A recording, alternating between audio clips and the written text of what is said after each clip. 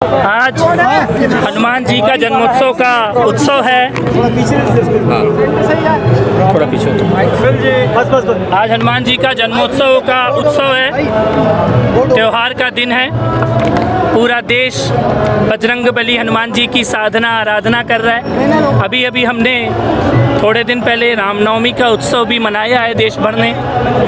तो आज इसीलिए जन्मोत्सव, हनुमान जी के जन्मोत्सव के उपलक्ष्य में हम यहाँ पर सीपी के हनुमान मंदिर में आए हैं और प्रार्थना करने आए हैं बजरंगबली हनुमान जी से कि हमारे देश की रक्षा करें, धर्म की रक्षा करें, राम भक्तों की रक्षा करें और भारत के प्रधानमंत्री नरेंद्र मोदी जी के स्वास्थ्य की भी रक्षा करें और सुरक्षा, क्योंकि देश में और देश के बाहर ऐसे अनेकों शत्रु, संकट, साजिश, छल, प्रपंच, कपट जो ये चाहते हैं कि माँ भारती के शत्रु को कोई ना कोई हानि पहुंचा सके। इसीलिए आज हम सब लोग यहाँ इकट्ठे हुए हैं और यहाँ पर हनुमान जी से प्रार्थना कर रहे हैं मोदी जी के स्वास्थ्य की और सुरक्षा की रक्षा के लिए और देश की रक्षा के लिए। जो लोग ये कह रहे थे कि अगर छेड़ोगे तो छोड़ेंगे नहीं पीएफआई वाले, उनको क्या यहाँ से बयान देंगे? देखिए, पीएफआई एक आतंकवादी संगठन है। जो पीएफआई ने वीडियो रिलीज़ किया है आज सुबह, जिसमें वो हिंदुत्व से लड़ने के लिए पैसे मांग रहे हैं, ज़कात का हिस्सा मांग रहे हैं मुसलमानों से, और साथ में उन्होंने वीडियो में भारत के प्रधानमंत्री मोदी जी की फ़ोटो का इस्तेमाल किया है। ये सीधे सीधे एक आतंकी संगठन, जैसे अभी तक लश्कर तैयबा या आईएसआईएस फतवा जारी करते थे, मदद मांगते थे देश में लड़ने के लिए, उस प्रकार की गतिविधि पीएफआई कर रहा है। पीएफआई ऑन रिकॉर्ड दिल्ली के दंगों में शामिल रहा है। पीएफआई मैसूर में 12 लोगों की हत्या में पीएफआई का हाथ है।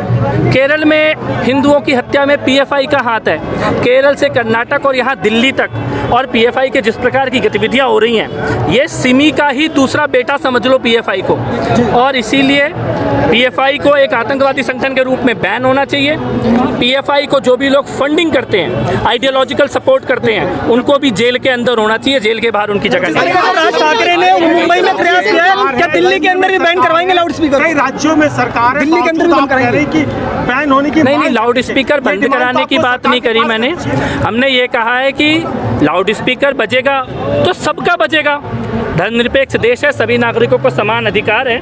तो लाउड स्पीकर अगर बजेगा तो लाउड स्पीकर सबका बजेगा, और नहीं बजेगा तो सुप्रीम कोर्ट की गाइडलाइन स्पष्ट है। हम सबको सुप्रीम कोर्ट के निर्देशों का, उनकी गाइडलाइन का पालन करते हुए, और अब तो देखो मोबाइल टेक्नोलॉजी का ज़माना है, ऐप का ज़माना है। मुझे ये लगता है कि नमाज के लिए लोगों को बुलाने के लिए आप ऐप में भी लोगों को मैसेज भेज सकते हैं, मोबाइल एसएमएस से अपडेट भेज सकते हैं, व्हाट्सएप भेज सकते हैं, रिकॉर्डेड कॉलिंग कर सकते हैं। उसके लिए सुप्रीम कोर्ट की बात ना मानना और ज़बरदस्ती इस प्रकार का ध्वनि प्रदूषण करना, मुझे लगता है सबको समझना चाहिए। अब टेक्नोलॉजी का ज़माना है, नए साधन अपनाने चाहिए। धार्मिक स्वतंत्रता पर हमला है।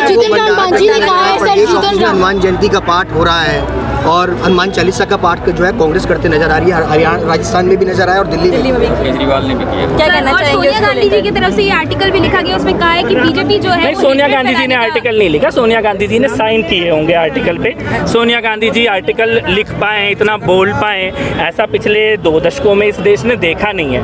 लेकिन मैं ये जरूर कहना चाहता हूँ कि जो उस आर्टिकल में लिखा है देश के बारे में, वैसा देश का माहौल था 1984 में था, वैसा देश का माहौल था जब दिल्ली की सड़कों पे कत्लेआम हो रहा था सिख भाइयों का, तब था देश का ये माहौल। मुझे लगता है सोनिया गांधी जी की नींद तो खुली है, लेकिन 30 साल के बाद खुली है। 1984 में जो उन्हें बोलना चाहिए था वो आज बोल रही हैं। जीतन राम मांझी ने बोला है कि राम वेद केवल पात्रों में से, उसको लेकर के क्या कहेंगे? पाठ कांग्रेस कर रही है और उस पर क्या कहना? नहीं, ठीक है, कांग्रेस पार्टी को सद्बुद्धि की आवश्यकता है और हुकूमती निवार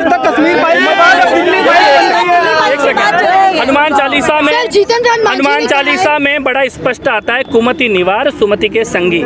तो कुमति निवार की कोशिश अगर कांग्रेस पार्टी कर रही है तो इसका स्वागत करना चाहिए। और मुझे लगता है कि हनुमान जी ने अगर उनकी प्रार्थना सुनी तो गांधी परिवार को वो लोग बाहर कर देंगे अपनी पार्टी से। सुंदरकांड का पाठ किया है, क्या कहेंगे आम आदमी पार्टी के? आपके मंदिर पे देखिए, अरविंद केजरीवाल जी सुंदरकांड या हिंदू या इस प्रकार की बात जब भी करें, उस राम भक्त का सभी का स्वागत है, लेकिन ये उनकी घर वापसी मानी जाएगी। क्योंकि अभी तक तो वो ताहिर हुसैन के पालकों में से रहे हैं, ताहिर हुसैन को पालने वाले व्यक्ति रहे हैं। उमर खालिद गिरफ्तार ना हो, जिन्होंने टुकड़े टुकड़े के नारे लगाए उनको सजा ना मिले, इसके लिए 5-5 साल तक दिल्ली सरकार ने पेटिशन रोक के रखी है। अभी भी आज दिल्ली सरकार के जो वकील खड़े होते हैं वही वकील आतंकवादियों के लिए खड़े होते हैं। तो अगर अब वो हिंदू धर्म में अपनी वापसी करना चाहते हैं सुंदरकांड पढ़ के तो वापसी करें, लेकिन फिर आतंकवादियों के खिलाफ भी बोलना होगा। जीतन राम मांझी ने कहा है कि राम केवल महाकाव्यों में है, उनका कोई अस्तित्व नहीं। इसको उनके नाम में ही राम का अस्तित्व है। जीतन राम मांझी, उनके तो नाम में ही राम का अस्तित्व है। तो उनके माता पिता ने कोई कॉमिक्स पढ़ के या कोई कार्टून देख के तो राम उनके अपने बेटे के नाम में राम लिखा है, तो कुछ सोच के भगवान मान के ही लिखा होगा। अपने माता पिता की इज्जत करें। अखंड भारत को लेकर क्या कहना है आपका? अखंड भारत को लेकर क्या कहना है आपका? अखंड भारत को चीफ मोहन भागवत ने कहा है कि अखंड भारत बनेगा 15 साल में, आने वाले 15 साल में। स्पीकर काउंटर लाउड स्पीकर को लेकर क्या मैसेज आप देना चाहेंगे मुस्लिम कम्युनिटी में? नहीं, कोई काउंटर लाउड स्पीकर नहीं है। देखिए मैं फिर से कह रहा हूँ, आधुनिक जमाना है, टेक्नोलॉजी का जमाना है। एक जमाना था आपको नमाज के लिए लोगों को बुलाना होता था, लोगों के पास घड़ी नहीं होती थी, मोबाइल नहीं होता था, तो आप उधर चिल्ला के बोलते थे आ जाओ भाई आ जाओ, नमाज का टाइम हो गया। जितनी जोर से चिल्ला सके उतनी जोर से बुलाए। अभी तो टेक्नोलॉजी है ना, सब पे मोबाइल है, आप ऐप बना लो, ऐप में अलार्म बज जाए, मोबाइल में मैसेज चला जाए, वीडियो कॉल चली जाए। अब उसकी अच्छा फिर सुप्रीम कोर्ट ने मना किया है, ऐसा तो नहीं हम कोई जिद कर रहे हैं, कोई जबरदस्ती कर रहे हैं। आप भारत के सुप्रीम कोर्ट की मानिए, और भारत में नहीं दुनिया के जो पूरी तरह मुस्लिम गणराज्य है, जहाँ मुस्लिम शासन है, जहाँ पे शरिया भी चलता है, वहाँ भी मस्जिदों में अजान नहीं हो रही है, उन्होंने भी लाउड स्पीकर बंद कर दिया। तो मुझे लगता है पर्यावरण को ध्यान में रखते हुए, लोगों की सुविधा को ध्यान में रखते हुए बंद कर देना चाहिए। Sir thank you sir.